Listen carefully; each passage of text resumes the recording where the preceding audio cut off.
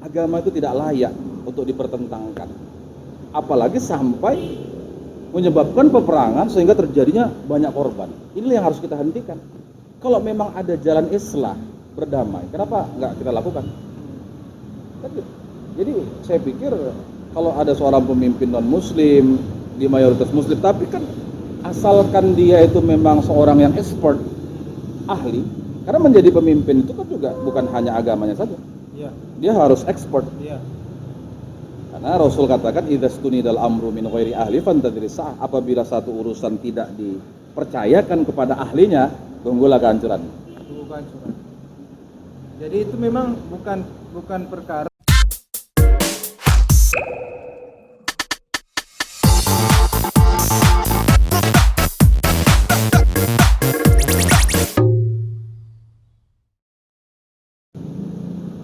Ada juga status ustadz ataupun statement ustadz lah. Ini terkait politik ini. Ya. Muslim boleh memilih pemimpin non muslim. Iya. Itu gimana lagi kajiannya, Pak? Ya, saya kira itu sudah hal yang biasa sih. Karena juga banyak ijtihad yang menyatakan bahwa muslim boleh memilih pemimpin dan muslim kan begitu. Itu kan masih dalam ranah ijtihad. Ya. Nah, tetapi publik itu sering mengarahkannya kepada arah akidah. Kan gitu. Nah, ini yang kita lagi-lagi saya tergelitik gitu. Bukankah itu artinya kita mengurangi semangat perjuangan umat Islam? Oh, saya rasa tidak. Karena Tidak. iya, karena kan kita juga melihat kepentingan pemimpin yang non muslim itu juga kan begitu. Apa tujuan dia menjadi pemimpin non muslim kan begitu. Apa arah program-program dia yang dia sampaikan, yang akan dia rencanakan. Ya kalau memang tidak mengebiri kepentingan umat Islam, kenapa tidak? Ya, contoh ya, negara Inggris ya. Nah, negara Inggris yang mayoritas itu Kristiani, tetapi wali kota London itu ya Muslim. Ya. Jadi begitu luar biasa aja keterbukaan itu gitu. Jadi saya ini ingin juga gitu mengembalikan masa-masa dahulu bahwa agama itu tidak layak untuk dipertentangkan, apalagi sampai menyebabkan peperangan sehingga terjadinya banyak korban. Ini yang harus kita hentikan. Kalau memang ada jalan islah berdamai, kenapa nggak kita lakukan? Jadi saya pikir kalau ada seorang pemimpin non muslim di mayoritas muslim, tapi kan asalkan dia itu memang seorang yang expert, ahli, karena menjadi pemimpin itu kan juga bukan hanya agamanya saja. Ya. Dia harus expert. Ya. Karena Rasul katakan idzastunidal amru min ghairi ahli fantadris sah, apabila satu urusan tidak dipercayakan kepada ahlinya, tunggulah kehancuran. Bukan surat. Jadi itu memang bukan perkara dia agama apa, ya, tapi keahliannya apa. Kalau memang pantas memimpin daerah, negara, ya silakan saja. Silakan, betul. Jadi kalaupun misalnya ada yang tidak setuju dengan pandangan saya yang seperti ini, ya saya rasa itu wajar ya, kita dalam bernegara, beragama terbuka. Pemikiran-pemikiran untuk ke arah sana kan gitu. Karena memang para ulama dahulu ya seperti Imam Muhammad Amin bin Abdullah Al-Urami Asy-Syafi'i itu kan dalam kitabnya Hadaiqur Ruhi wa Raihan membolehkan itu, mengangkat pemimpin non muslim selama memang ada kemaslahatan di dalam itu dan tidak menjadikan itu misalnya gara-gara dia angkat dia jadi pemimpin gitu kan karena dia non muslim gitu kan, terjadilah gesekan-gesekan besar. Saya rasa itu ya sesuatu hal yang terlalu hiperbolik untuk dipikirkan ke arah sana begitu. Iya. Kalau Ustadz memandang fenomena yang terjadi hari ini terutama di bangsa kita ini ataupun Sumatera Utara lah kita khususnya, orang takut berbeda. Kalau ada pemikiran yang berbeda, maka akan ada orang-orang atau bagian kelompok yang mengatakan itu sesat, itu salah. Itu Ustadz memandangnya seperti apa? Saya rasa kata Allah kan la tarkabunna tobaqan an tobaq. Kamu akan meningkat setahap demi setahap, step by step. Ya pastinya ada keawaman dalam berpikir, keawaman dalam memahami agama itu ya pasti kita akan jumpai di masyarakat. Dan ini proses, dan ini perjuangan. Saya menganggap ini ada challenge agar umat ini cerdas. Jadi umat tidak boleh bodoh. Umat harus tahu bahwa di dalam Islam itu terjadi ikhtilaf, terjadi perbedaan pendapat. Jadi jangan kita menganggap kita merasa paling benar. Nah, tugas saya dan tugas para ustadz yang lain, para ulama, para kiai menyampaikan bahwa perbedaan itu ada. Dan kita tidak ada kewajiban untuk memaksakan seseorang mengikuti pendapat kita. Seperti yang dikatakan Syekh Muhammad Shaltut ya, salah satu ulama Al-Azhar dari Mesir. Tidak ada kewajiban bagi kita memilih pendapat atau mazhab tertentu. Silakan kita bisa bermadhab, boleh kita memilih yang memang ada maslahat di dalamnya. Kan begitu kan? Iya. Bahwa perbedaan itu pasti ada. Pasti ada. Dan tidak mungkin bisa dihindari. Iya. Ustaz, di Sumatera Utara itu tidak banyak, atau mungkin cuma Ustaz lah satu-satunya yang seberani ini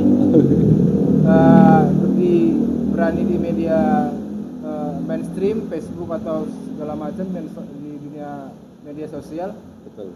Berani berkata yang orang tidak berani berkata, misalnya tidak wajib berjilbab, umat muslim tidak harus memilih pemimpin yang muslim. Apa yang mendasari Ustadz seberani itu? Saya pikir mungkin kita ini di kalangan anak pesantren selalu dengar kata kulil haqqo walau kana murran. Katakan yang benar walaupun pahit. Ya. Begitu. Jadi kita harus menerima konsekuensi itu. Asalkan kebenaran itu memang betul-betul sesuatu hal yang harus disampaikan, saya kira kita nggak perlu takut. Nggak takut dihujat, dihina, tidak. teror apa? Tidak. Sampai hari ini apa yang kita khawatirkan dan apa yang mungkin mereka lakukan terhadap diri saya itu, ya saya rasa itu hanya respon singkat dari diri mereka. Tapi sebenarnya mereka itu juga ingin tahu apa sih sebenarnya kebenaran itu, atau ada pendapat lain yang berbeda. Tapi prosesnya itu pasti rata-rata seperti itu gitu. Ada bulian gitu ya. Ada caci maki, ya biasa lah ya kan, namanya kita hidup dalam bermasyarakat kan gitu. Pasti ada perselisihan kan gitu. Tinggal kita aja lah mendinginkan itu ya. Sejauh ini sudah setinggi apa itu kadar hinaan, hujat, teror apa yang saya terasakan di keluarga atau di secara pribadi? Ya saya rasa cukup hebat. Mulai dari ada kalimat-kalimat yang ekstrim ya, pemenggalan kepala, kemudian ancaman gitu.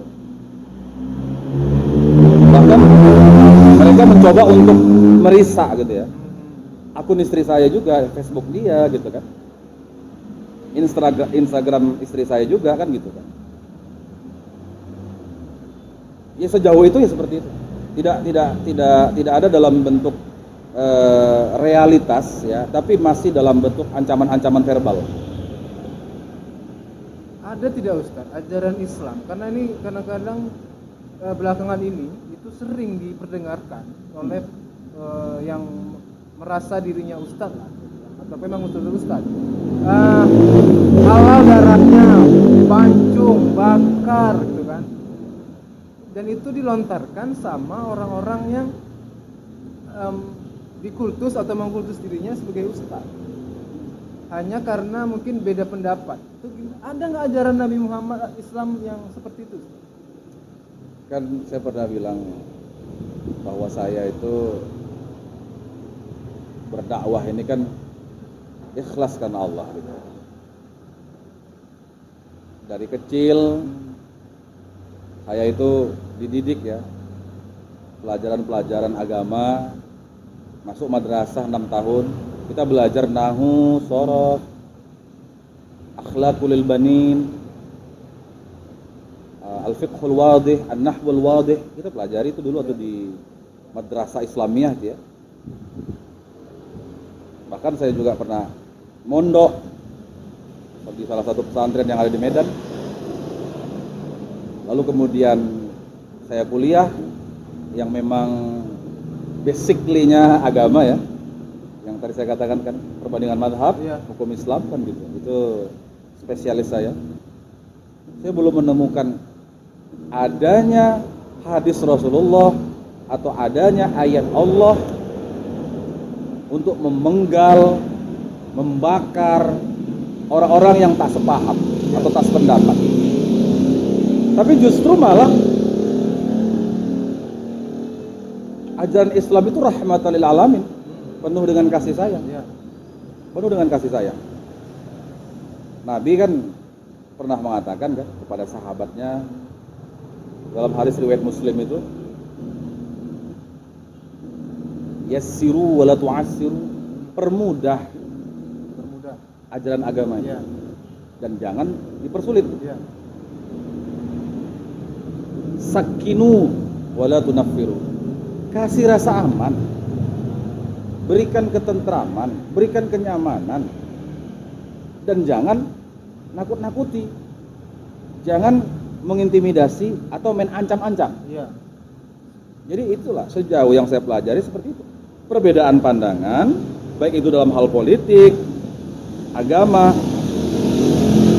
saya tegaskan tidak sampai mengeluarkan kalimat-kalimat yang ekstrim, kata-kata yang tidak pantas, yang justru akan bisa merusak citra Islam itu sendiri. Iya. Merusak citra bahwa Islam itu ramah, Itu dia. bukan Islam yang marah-marah. Bukan yang Islam yang marah-marah. Fenomena apa nih sebenarnya Ustaz? Kalau menurut pandangan Ustaz, fenomena apa yang sedang terjadi di umat kita ini, khususnya di Indonesia? Saya kira karena terlalu luasnya ya dan derasnya arus komunikasi media sosial kan begitu, dan orang-orang yang tidak berkompeten gitu di dalam keilmuannya, basicnya, ya mencoba untuk menyampaikan fatwanya,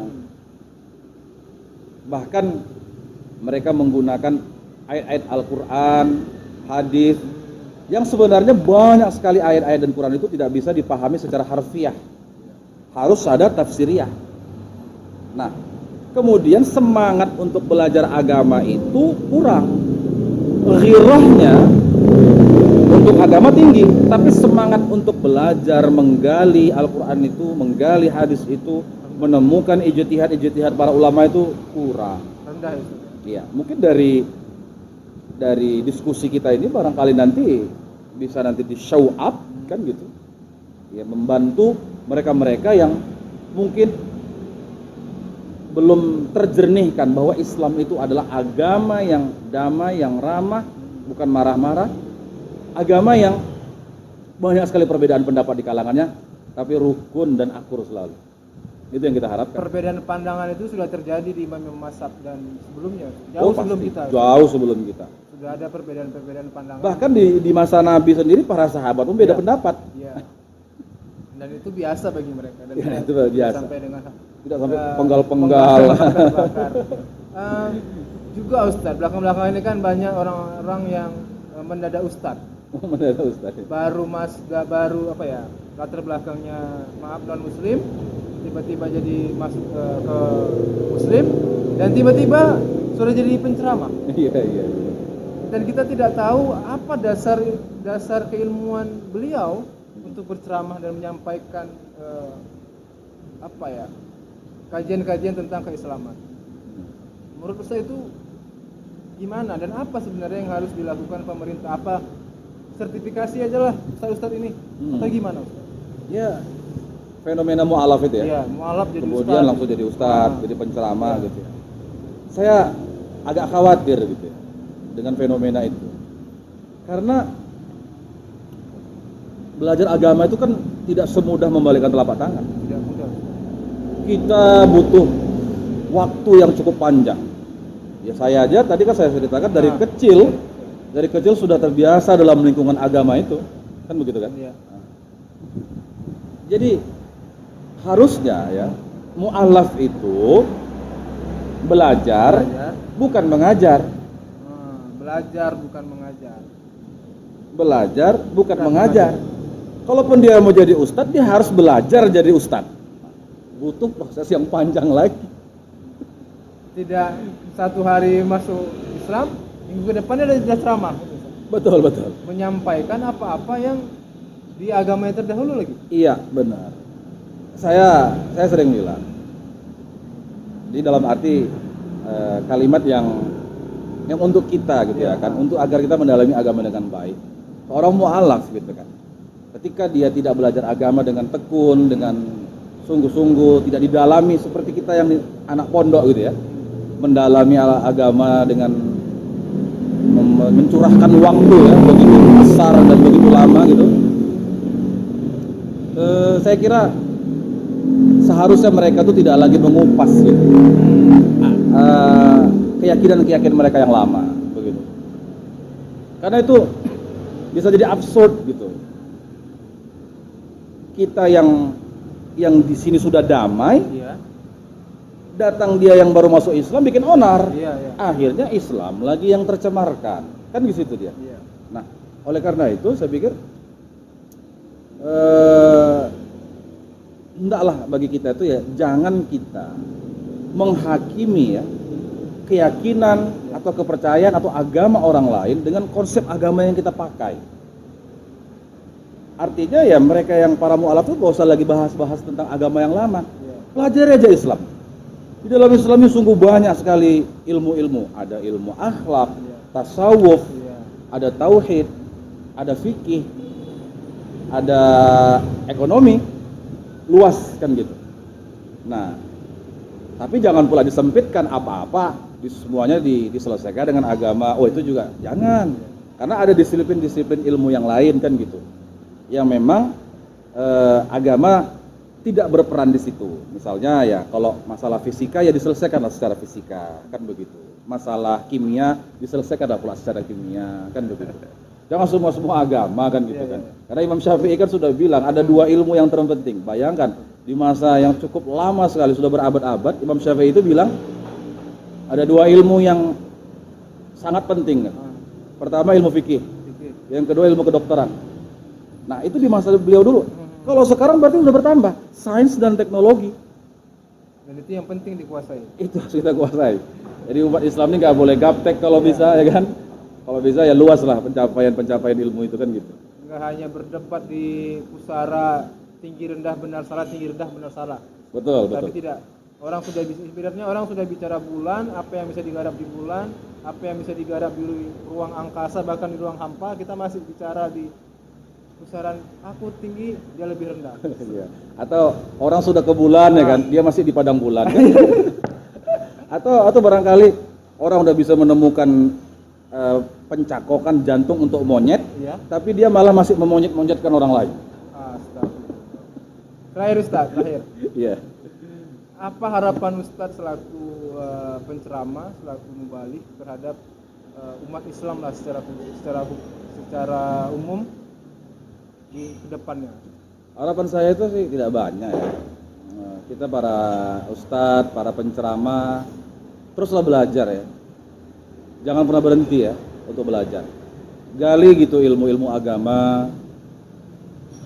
Sampaikan kepada masyarakat bahwa Islam itu adalah agama yang memiliki ragam pandangan. Saya kira itu aja. Artinya pemuka-pemuka agama itu belajar dan sampaikan pandangan-pandangan yang beragam itu untuk ketenangan jiwa di dalam mengamalkan Islam itu, agar nanti the last conclusionnya Islam itu ternyata mudah. Baik, itu tadi perbincangan kita yang singkat. Mudah-mudahan ini memberi sedikit ruang berpikir, karena dalam Al-Quran itu banyak apakah kamu tidak berpikir, maka selaku kita umat Islam harus terus berpikir dan terus belajar. Dan bagaimana kita ke depan hari ini juga bisa menghargai perbedaan dan tidak merumitkan suatu perbedaan, karena perbedaan itu adalah bagian dari ilmu. Terima kasih. Wassalam.